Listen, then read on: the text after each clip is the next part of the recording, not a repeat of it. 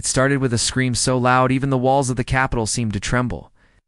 Tim Scott's voice cracked through the chamber like thunder, sharp and jagged, rattling the very air. His words weren't careful. They weren't measured. They were unleashed with the raw fury of a man desperate to dominate. To silence, to drown out the inconvenient truth sitting across from him. Senators shifted in their seats, aides exchanged stunned glances. The chamber that usually hummed with the dull cadence of politics suddenly felt like an arena, one man trying to overpower, to bully, to make the room bend to his rage. The sound was ugly, a roar carrying arrogance more than authority. His face flushed crimson, veins strained along his temple, and his hands cut the air as if his gestures alone could force obedience. In that moment, Tim Scott wasn't speaking for policy. He was screaming to be heard, screaming to assert control, screaming because he felt it slipping through his fingers. But across from him, the storm broke against stone. Jasmine Crockett did not flinch. She didn't raise a hand, didn't roll her eyes, didn't even shift in her seat. Her gaze locked forward with an unshakable calm, eyes steady and unyielding. Where Scott was chaos, Crockett was composure. Where he was heat, she was ice. Her silence filled the chamber louder than his shouting ever could. Spectators leaned forward, waiting for her to react, waiting for the inevitable spark. Because this wasn't just a clash of personalities, it was a collision of worlds. The loud, blustering politics of intimidation against the quiet strength of dignity. And every second that passed, every decibel he poured into his tirade, only made her stillness more powerful. Somewhere in the gallery, a gasp cut the air. Somewhere else, a muffled laugh slipped through clenched lips. Everyone could feel it that this moment was different. The imbalance was too sharp, the contrast too undeniable. Scott thought volume was victory. Crockett was proving silence could be mightier. And just as the fury reached its peak, just as the room braced for the next wave of shouting, she finally shifted. A slight tilt of her head, a breath drawn in, her lips parting, not rushed, not flustered, but deliberate. But no one in that chamber expected her next move. To the casual viewer, it might have looked like just another congressional spat. A senator raising his voice, a representative sitting across from him. The kind of political noise Americans have been conditioned to tune out. But beneath the surface, this was not routine business. It was something far heavier, something charged. With the weight of culture, history, and identity itself. The clash between Tim Scott and Jasmine Crockett didn't ignite out of thin air. It had been brewing for weeks, arguments over policy decisions that cut into the marrow of American life. On paper, the debate was about funding allocations, legal interpretations, the sort of legislative tangle that rarely grabs headlines. But in reality, it was about more than numbers or language in a bill. It was about whose voices matter, whose dignity counts, and whose presence in America is recognized as legitimate. Scott came armed with fury, convinced that volume equaled conviction. To his supporters, his shouting was strength. To others, it looked like a man clinging to power in the oldest way possible, by trying to overwhelm an opponent into silence. Yet Crockett wasn't just his opponent in policy. In that chamber, she became a mirror of everything he couldn't control, calm in the face of rage, dignity in the face of disrespect, a black woman standing tall in a space that had never been designed for her to thrive. This wasn't about politics. It was about power, identity, and dignity. When Scott raised his voice, he wasn't just shouting at Jasmine Crockett. He was shouting at the idea that his force could dictate truth, that sheer aggression could erase the clarity of her presence. And when she sat unmoved, she wasn't just sitting for herself. She was sitting for every woman who has been talked over, for every immigrant told to go back, for every underdog who has been screamed at and expected to shrink. The chamber knew it. The country watching online could feel it. This was bigger than the room, bigger than the two people locked in confrontation. It was the old politics of domination, colliding with a new kind of leadership built on resilience, composure, and unshakable identity.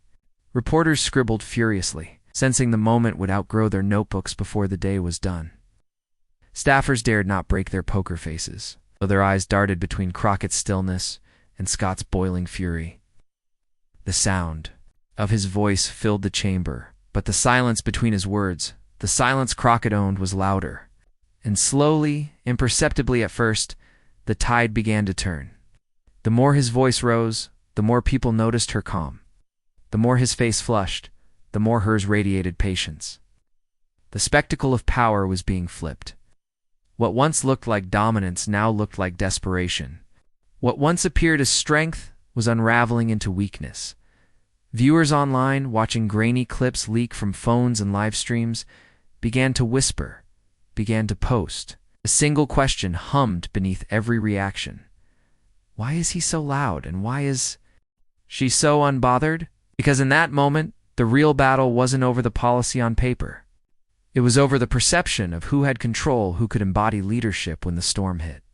And the more Tim Scott shouted, the more America began to notice something remarkable. Tim Scott has long carried himself as the polished face of conservative politics. To many, he represents discipline, loyalty, and ambition, the man who knows how to play the game. His speeches are often rehearsed to perfection, his tone steady when the cameras are rolling. He wears the armor of respectability, the language of civility, and the smile of someone who knows how to sell his story. On the surface, he seems untouchable, but politics has a way of testing the facade.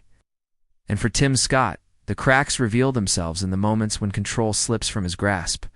Over the years, Scott has cultivated the image of calm authority. Yet watch closely, and a different picture emerges.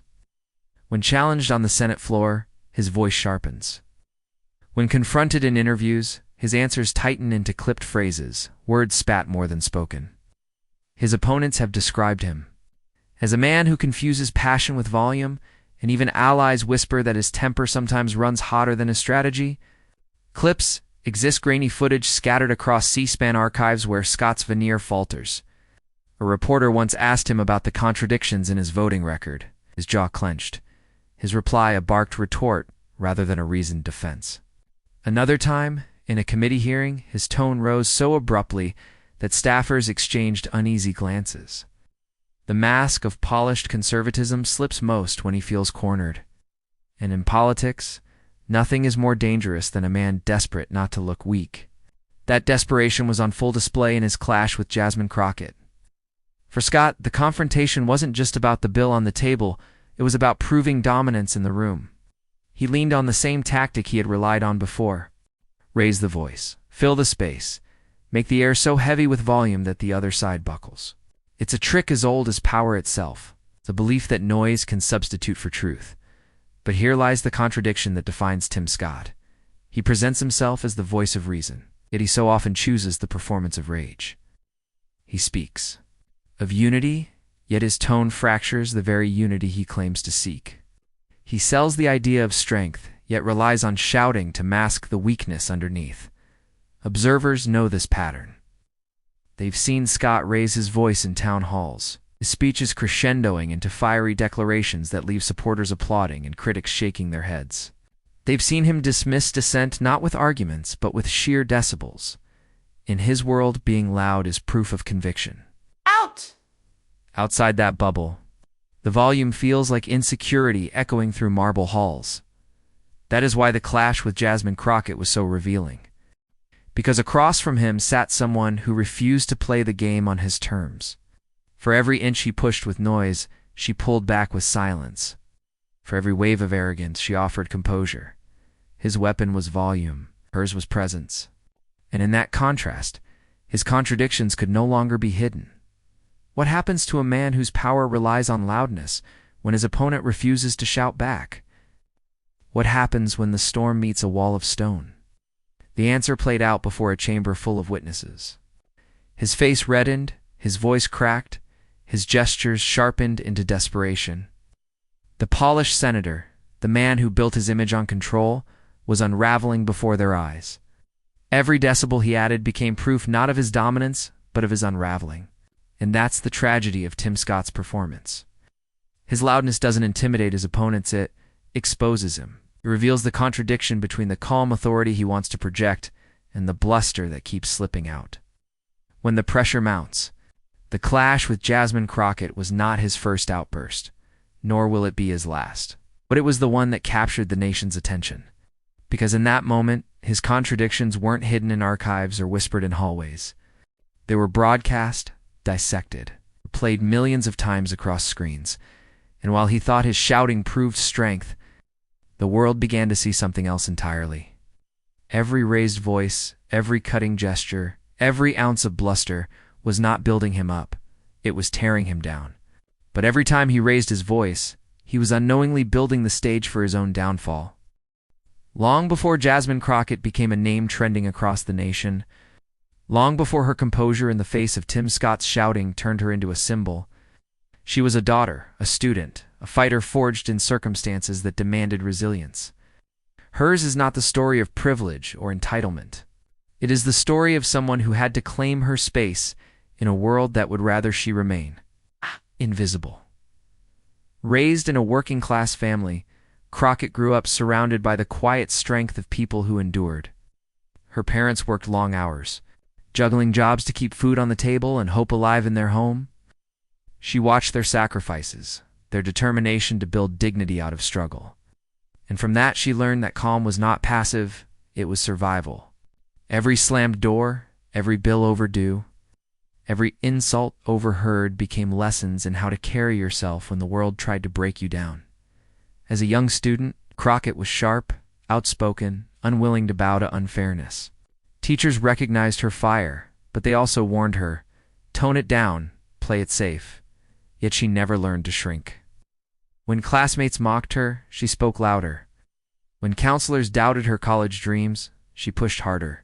That stubborn belief in herself carried her into law school, where the stakes rose and the voices around her questioned whether someone like her could endure. Law school was not just an education.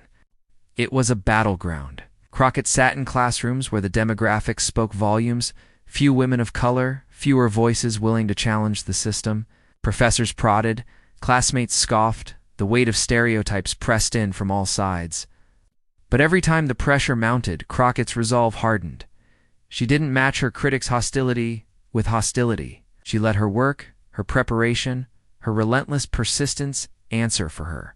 Silence when necessary, fire when unavoidable. Her legal career told the same story. She didn't seek the spotlight. She sought justice, representing clients who had no one else, standing up for the overlooked. She carried herself with the calm of someone who knew what was at stake. In courtrooms filled with arrogance and dismissiveness, she learned to use composure as her sharpest tool. She knew that yelling rarely convinced anyone, but steady truth delivered with poise could cut deeper than any shout. Politics came later. But it was almost inevitable. When you live a life seeing injustice, when your community looks to you as a defender, the transition from advocate to legislator becomes a calling. Crockett ran for office, not because the path was easy, but because the silence around her was too heavy to bear. And when she won, it wasn't just a personal victory.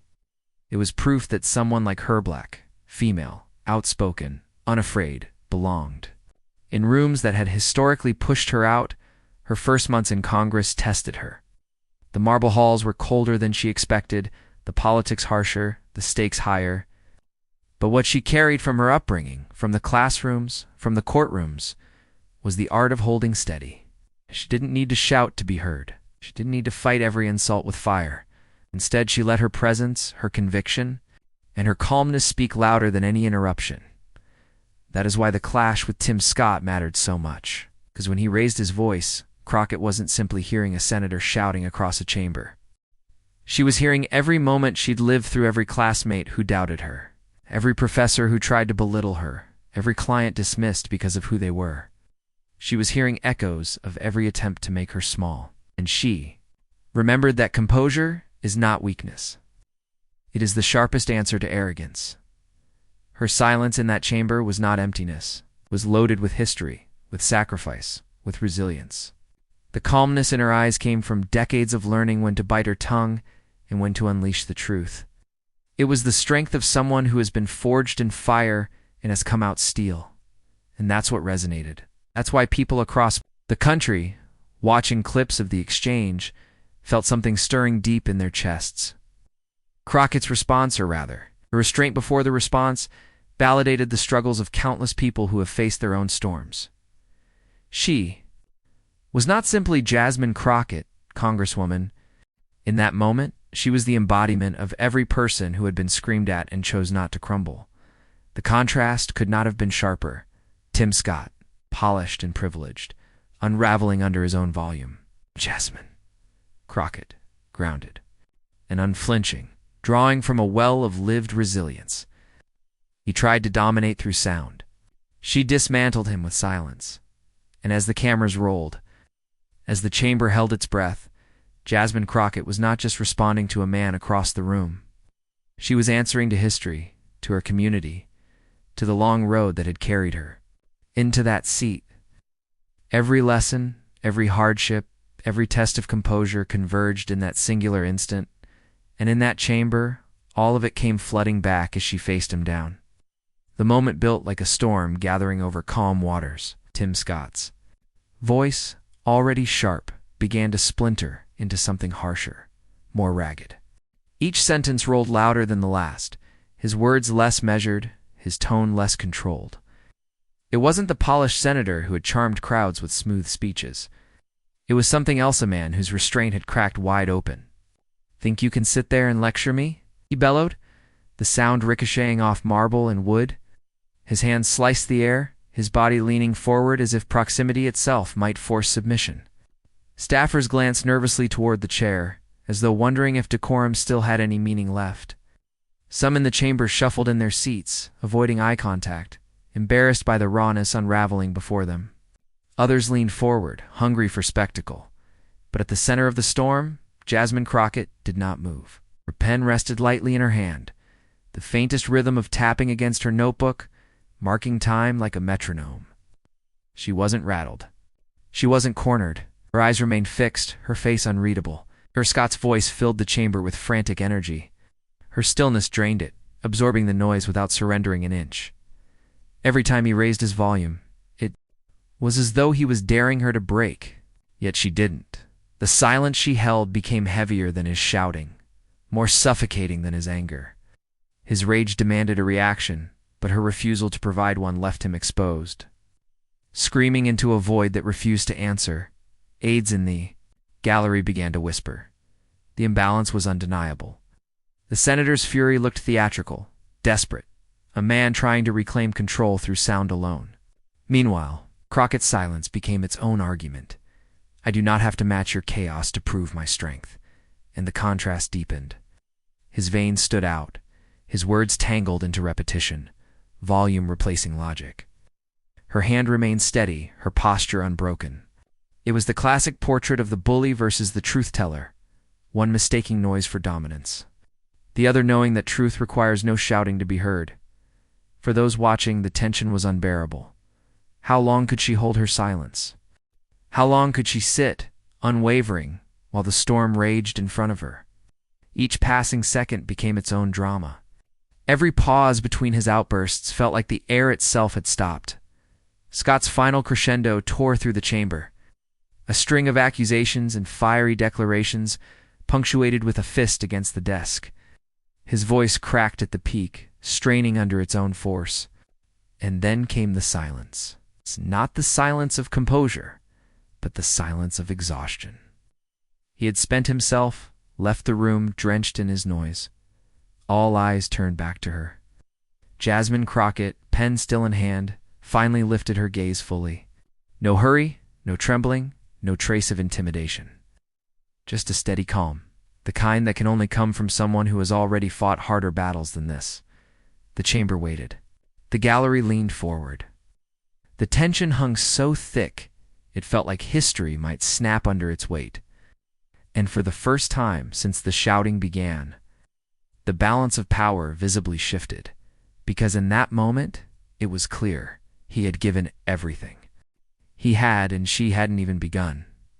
She set her pen down, folded her hands, and leaned forward just slightly. A breath pulled in, a pause heavy enough to make the air tremble. And then, she spoke. The chamber may have gone quiet, but outside its walls, the noise grew deafening. Within minutes of Jasmine Crockett's calm dismantling of Tim Scott's tirade, the digital world ignited. What had begun as a shaky phone, recording uploaded by an aide, turned into a torrent of content flooding every platform. On TikTok, the clip looped endlessly, Scott, red-faced and shouting, followed by Crockett's serene takedown. Users layered it with dramatic sound effects, thunderclaps, record scratches, even cinematic slow-motion edits. One viral version froze on Crockett's steady gaze as bold text flashed across the screen. Dignity doesn't need to scream. In just 12 hours, it racked up 10 million views. Twitter was ablaze. Hashtags surged into trending territory. Hashtag.com, power. Hashtag Crockett via Scott. Hashtag mic drop moment. Activists amplified her words. Ordinary users retweeted with captions like this: "Is what leadership looks like." Others simply posted a screenshot of her expression with no text at all, letting her composure speak for itself. Memes bloomed at lightning speed. Split images of Crockett beside statues of liberty and justice. Captions reading silent but unshakable. Scott's shouting face became a punchline, edited into scenes of toddlers throwing tantrums or cartoon. Villains raging in defeat. Journalists pounced. Or morning headlines splashing across newsstands and homepages. Crockett holds ground. Scott loses composure, silence louder than a shout. Political commentators dissected every beat of the exchange. Pundits framed it as symbolic of a broader shift in old politics of bluster colliding with a new politics of composure. On one panel, a veteran analyst remarked, "This wasn't just a debate. It was a metaphor for America's crossroads. Do we choose the scream, or do we choose the steady hand?" Celebrities joined the chorus.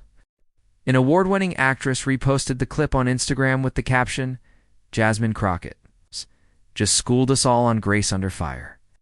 A late-night comedian opened his monologue by mimicking Scott's shouting, then whispering Crockett's words into the mic. Volume doesn't equal strength.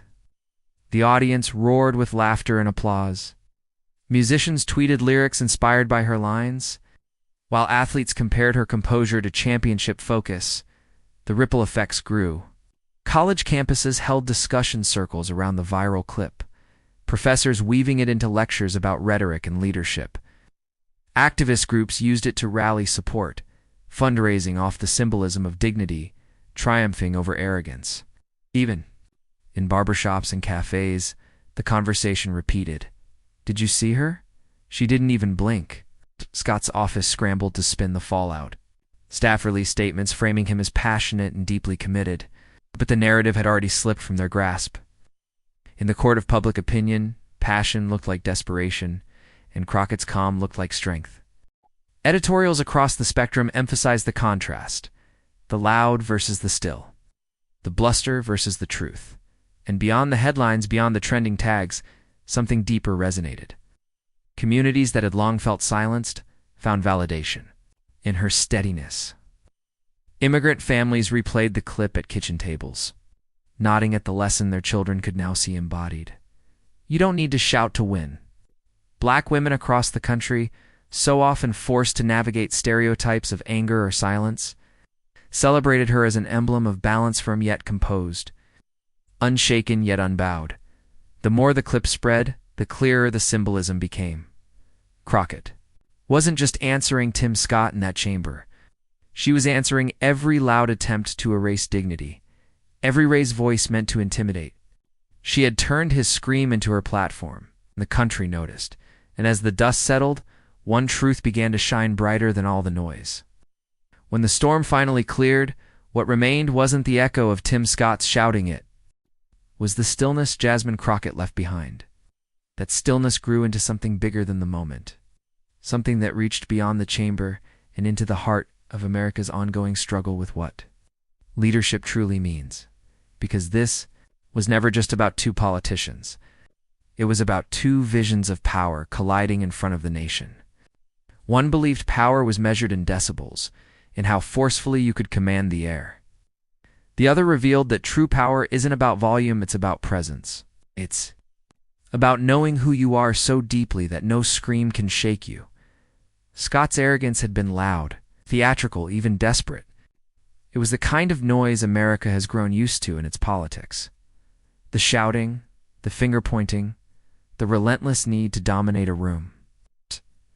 But Crockett's response, her poise, her steadiness, showed a different kind of leadership. She embodied the truth that dignity doesn't need to prove itself. Dignity simply is. And that was the moral that caught fire across the country. Dignity over bluster, your composure over chaos, truth over noise. Crockett didn't just win an argument. She reminded America that the leaders worth following are the ones who refuse to be rattled by rage. It was more than politics. It was identity. For every immigrant family that's been shouted down, for every marginalized community that's been told to stay quiet, her calm defiance was a mirror of resilience. She proved that silence isn't surrender. It's a choice, a weapon, a strategy. Where arrogance crumbles under pressure, dignity grows stronger. In classrooms, activists repeated her words as lessons in civic courage. In homes, parents told their children, "Watch her. This is how you stand your ground without losing yourself." And in churches and community halls, her composure became a sermon. A call to remember that integrity carries farther than intimidation. The moment also reframed the future. Because America now faces a choice between two styles of leadership, one that thrives on noise, outrage, and division, and another that shows strength through restraint, clarity, and respect. Crockett's composure wasn't just a personal victory, it was a blueprint, a signal that politics doesn't have to descend into shouting matches to be powerful. That the next generation of leaders can rise not by being the loudest, but by being the most grounded. And in the end, that was the lesson that lingered long after the clip stopped trending. Tim Scott screamed, but history will not remember his words. Jasmine Crockett stayed calm, and the world remembered everything she stood for. Because in the end, dignity doesn't whisper, it roars louder than any scream.